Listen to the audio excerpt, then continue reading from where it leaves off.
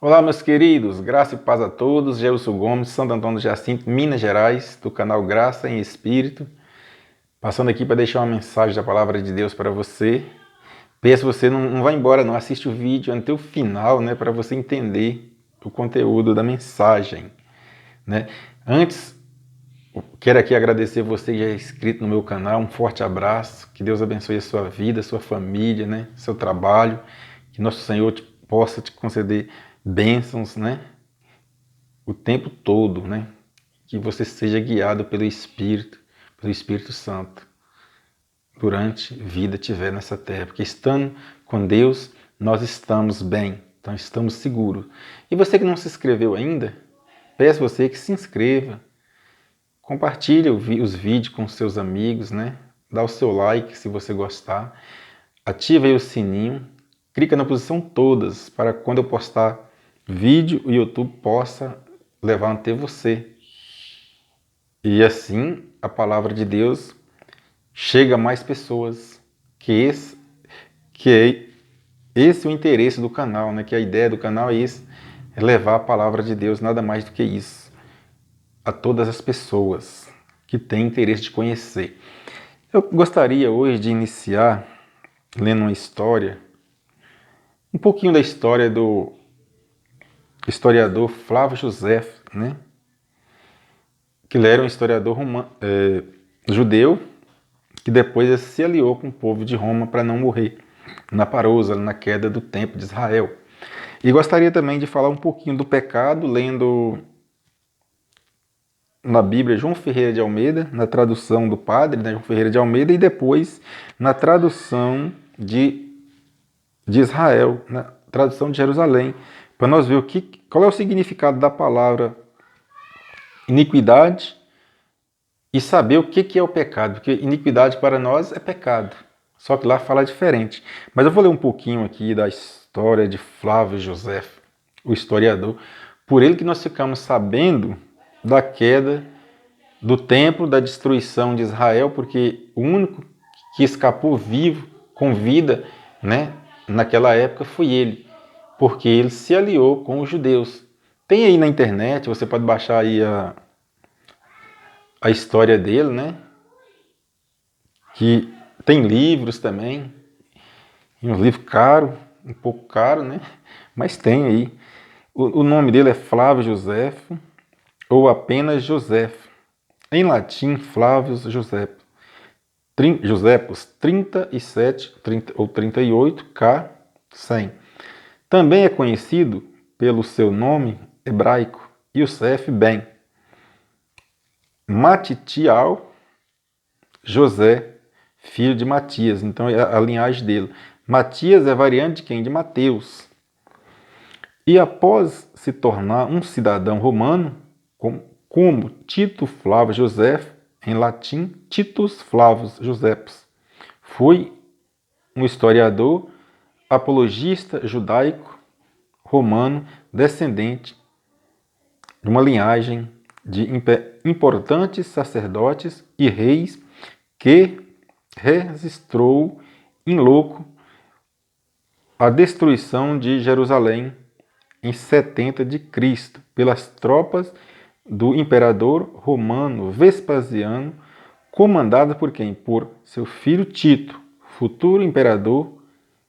As obras de José forneceram um importante panorama do judaísmo no século I. Então essa aqui foi a terceira guerra que destruiu Jerusalém. E eu vou ler aqui e você vai entender porque que eu já iniciei lendo essa passagem, né? Um pouco da história de Flávio José. Mas o que isso tem a ver com a palavra de Deus, da Bíblia? Sim, muito a ver, porque nós sabemos da parousa, da destruição de Jerusalém, do juízo que Jesus vinha impor em Jerusalém através desse cidadão aí, que tivemos, assim dizendo, a sorte de conhecer a história da queda de Jerusalém por meio dele, porque ele era judeu, como eu li aí, da linhagem de Matias, da linhagem de Mateus, então uma linhagem de rei, imperador, mas ele para permanecer vivo, ele teve que aliar com o Império Romano, por aqueles que destruiu Jerusalém, entende? Então é por isso que tem a ver, sim, tem os livros dele aí, né, que o pessoal pegaram e fizeram, narrando a história da queda de Jerusalém, que eram os dias que os judeus ia fazer 3 perguntas para Jesus e Jesus ia falar: afasta de mim, vós que vive na iniquidade. Mateus 7, eu vou ler aqui, Mateus 7, a partir do versículo 22, está escrito assim: muitos me dirão naqueles dias: Senhor, Senhor, não profetizamos nós em teu nome? E em teu nome não nos expulsamos demônios? 2 perguntas. E em teu nome não fizemos muitos milagres? Então Jesus disse que naqueles dias eles iam fazer essas perguntas para Jesus. Qual foi os dias? Nesses dias aí de tormento, que Flávio José narrou aí e deixou registrado. Na parousa, na queda do templo. Entende? Que ali Jesus, depois que Jesus morre na cruz, que Jesus ressuscita, não logo, não passado pouco tempo, mas em período de muito tempo, Jesus veio. Né? Jesus veio e veio em juízo para destruir Israel, Jerusalém, acabar com aquela nação, como está escrito na queda do templo, como está escrito quando os discípulos mostram para Jesus aquele templo bonito, e Jesus fala que não vai ficar pedra sobre pedra. Então isso aconteceu. E naqueles dias que eles iam fazer essas perguntas para Jesus, Jesus ia mandar eles afastarem dele, como está escrito em Mateus 7, 23, diz assim: então lhes direis, continua no texto, então lhes direis claramente: nunca vos conheci, apartai-vos de mim, vós que praticam a iniquidade. Então aqui eu li essa passagem de Mateus 7, 22 e 23, na Bíblia traduzida pelo padre João Ferreira de Almeida, né? Na nossa língua portuguesa. Né? Todos os lugares que nós for ler essa passagem, nós vamos ficar sabendo que aqui é porque nós é o pecador, porque nós vivemos praticando iniquidade. Mas será que na Bíblia de Jerusalém está escrito do mesmo modo que João Ferreira de Almeida se escreveu?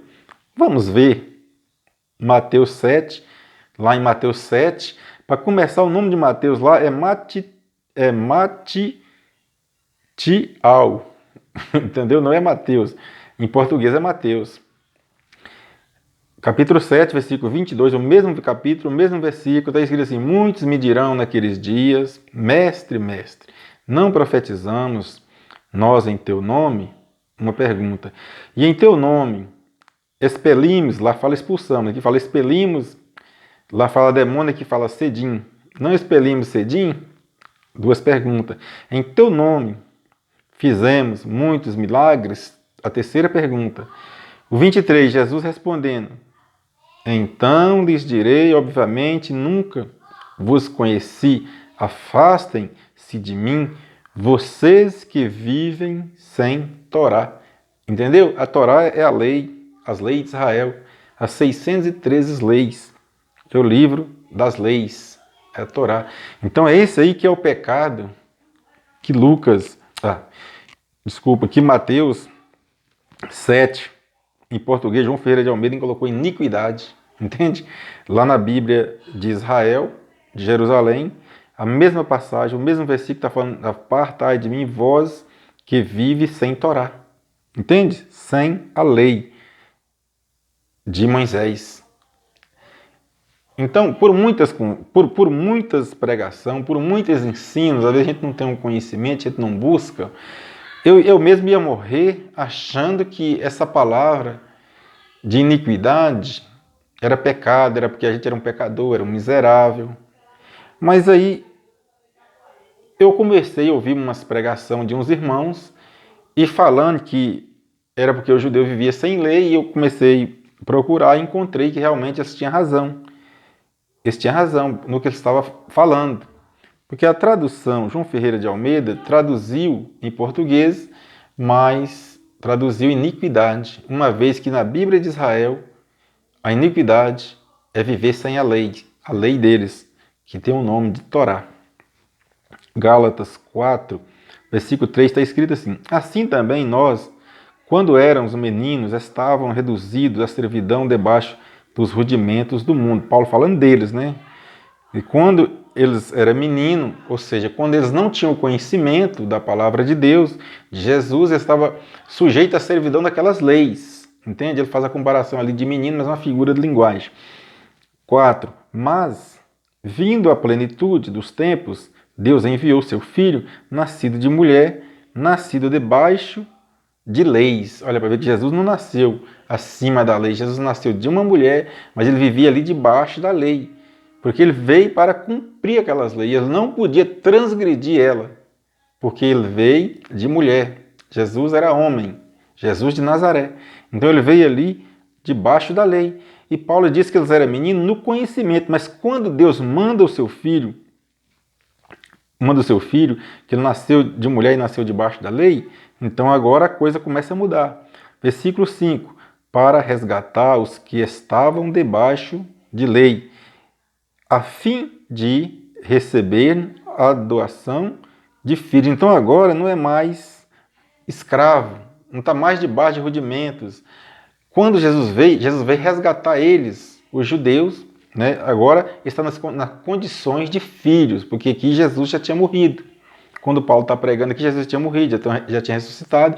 Jesus tinha colocado fim naquela iniquidade que é a Torá, tinha colocado fim naquelas leis. É por isso que Paulo prega para eles dizendo assim, ainda em Gálatas 5, versículo 3, porque vós, irmãos, fostes chamados à liberdade, mas não useis da liberdade para dar ocasião à carne.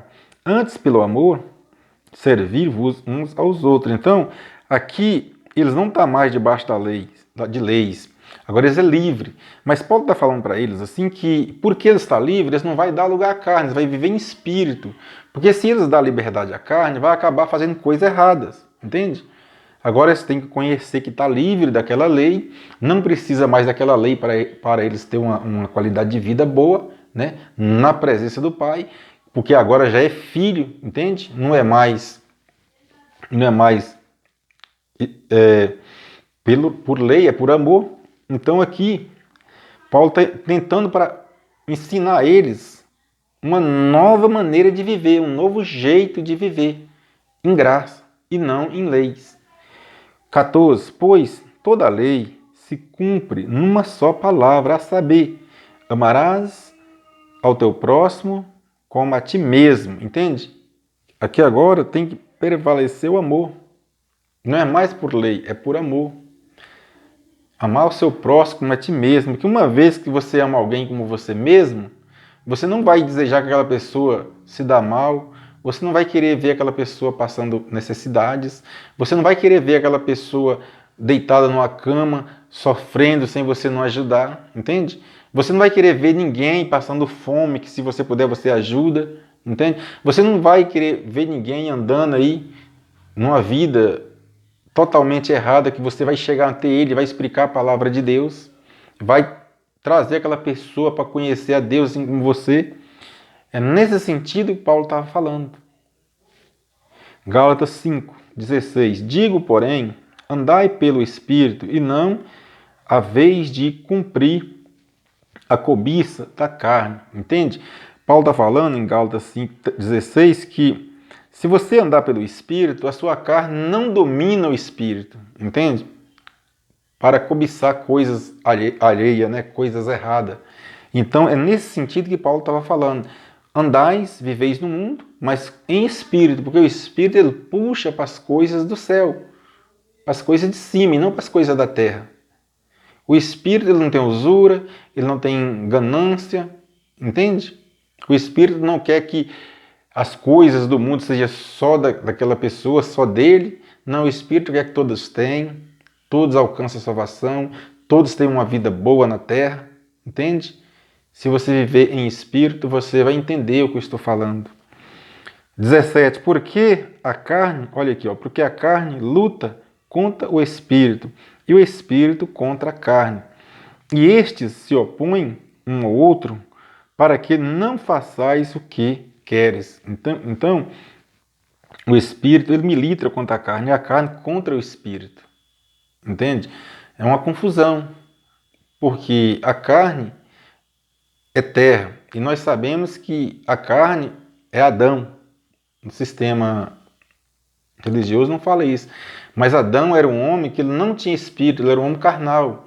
Adão era um homem inteligente, ele sabia de todas as coisas, mas ele não tinha espírito. Então é a carne, é essa que morre, mas o espírito não morre, porque o espírito é de Deus e a carne é da terra. Por isso que fica aquela luta.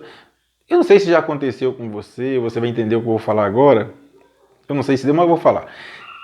Geralmente é assim, quando você quer ir em algum lugar, tem alguma coisa que não deixa, mas você está com vontade, mas tem alguma coisa que você não quer ir. Às vezes você quer e não quer, e você fica numa confusão. Por quê? Eu estou querendo ir, mas às vezes a sua carne, o seu corpo, o seu lado carnal está querendo, mas o seu lado espiritual está dizendo que não, entende? Às vezes você acaba temendo, vai e dá errado, porque você não ouviu o Espírito. É nesse sentido. 18. Mas se sois guiado pelo Espírito, não estáis debaixo da lei. Se você é guiado pelo Espírito, você não vive mais debaixo da lei. É pela graça. 1 João 3, está escrito assim, versículo 4. Todo aquele que vive habitualmente no pecado, também vive na rebeldia, pois o pecado é rebeldia. Então, se você continua rebelde, vivendo o lado da carne, isso é pecado, porque você não está vivendo o lado espiritual. O 5. E bem sabeis que ele se manifestou para tirar os pecados, e nele não há pecado. Então, Jesus manifestou para tirar esse pecado, para tirar essa lei, entendeu? E em Jesus não há pecado. O 6. Todo o que permanece nele não vive pecando. Todo o que vive pecando não o viu, nem o conhece. Isso aqui, 1 João 4, do 4 ao 6. Aqui João está pregando lá para os hebreus, para os judeus. Ele está falando assim, que todo aquele que conhece Jesus não peca, mas aqueles que não conhecem e não vivem com ele peca, entende? E para nós também. Se nós estamos numa vida com Deus, espiritualmente nós estamos bem, não tem como nós fazer nada errado, entende? Não tem como nós fazer naquilo que nós conhecemos que é pecado, por meio da Bíblia João Ferreira de Almeida, né? Então, se estamos bem, estamos no Pai e Ele em nós, a nossa carne não tem como militar e vencer o nosso espírito, porque o espírito é guiado por Deus, entende? E a carne é da terra. Mas se o espírito domina a carne, você vive uma vida maravilhosa nessa terra. Efésios, não tem como não ler Efésios 2, 8 e 9. Efésios 2 fala assim, 8 fala assim, pela graça, porque pela graça sois salvos, por meio da fé. E isto não vem de vós, é dom de Deus. Entende? Nada do que nós fazemos para nós herdar a salvação, não conseguimos. Porque a salvação foi dada por Deus. É Deus que escolhe. Entende? Deus sabe quem é os eleitos dele, desde antes da fundação do mundo. Não adianta você ficar carregando fardo, entende? Ficar vivendo, pagando preço, entende? Não adianta você ficar um dia todo de joelhos em cima de um monte de pedra ou areia, sei lá o que é. Ora, Deus veio ter dó de você e falar, vou dar salvação àquele porque ele está pagando o preço. Não, não adianta você pegar o que você tem tudo e dar na igreja, dizendo que é dízimo para uma salvação. Não, não adianta, porque a salvação, quem te dá e quem te deu foi Deus. Foi ele que te aproximou dele, através da morte do filho dele na cruz. Entende? O versículo 9 diz assim, não vem das obras, olha eu falando das obras, não vem das obras, para que ninguém se glorie. Então, como eu vou te falar para você ir comer uma ceia, né, que foi inventada pelos homens, porque nem é Páscoa judaica, nem é ceia. Por que eu vou falar com você para ir lá naquele monte, ficar o dia todo lá de joelho, achando que você está buscando a salvação. Eu sabendo eu que não vem de obras, é dom de Deus. Deus escolhe. Quando Deus, quando você é escolhido de Deus, ao ouvir a mensagem, você busca, porque o seu espírito procura e conhece a voz. Jesus disse na passagem das ovelhas lá, As minhas ovelhas me seguem porque conhece a minha voz, entende? É nesse sentido. Não adianta nada do que eu vou fazer para eu ganhar salvação através da minha força, eu não consigo. Isso vem de Deus. Ele toca em mim ao ouvir uma mensagem, abre a minha mente e automaticamente eu vou agora buscar a viver aquilo que eu ouvi. Entende? É nesse sentido, meus queridos. Então, a mensagem de hoje é essa, Agradeço aí, você por assistir os meus vídeos. Peço que comente, deixe o seu like, para que a palavra chegue a mais pessoas. Agradeço muito, fica na presença do nosso Pai Celestial, que Ele te dê, abra sua mente, dê entendimento, assim como Ele me mostrou a verdade, através do Evangelho da Graça. Porque eu fiquei 15 anos lá, e eu tinha medo. Quando eu ia no culto, eu voltava de lá morrendo de medo, porque eu vinha mais ciente que eu era pecador do que quando eu saí da minha casa para me ir. Passava a semana toda aquilo na minha cabeça, preocupado. Meu Deus, o que eu vou fazer para salvar? E um dia Deus me mostra a maravilhosa mensagem da graça. E assim como Ele me mostrou, Ele me deu a oportunidade de aprender e Ele, e abriu meu coração nesse vídeo. Ele possa fazer isso com você também. Ele possa fazer. Basta você fazer uma comparação da mensagem da graça para a mensagem do sistema e ver na sua Bíblia que não está diferente. Entende? A palavra de Deus é uma só. Só que a Bíblia, ela é um livro, que tem época, nação, cultura, para quem foi escrito determinados livros, as profecias, para quem Jesus de Nazaré veio, entendeu? Para quem Jesus ressuscitado veio, por que nós alcançamos a salvação. Então são essas coisas que fazem você entender e compreender a mensagem da graça. E quando uma vez que você conhece, você se sente livre, você traz agora para a sua vida e vai reinar em graça na presença do Pai. Fica com Deus, não tem uma outra mensagem, graça e paz.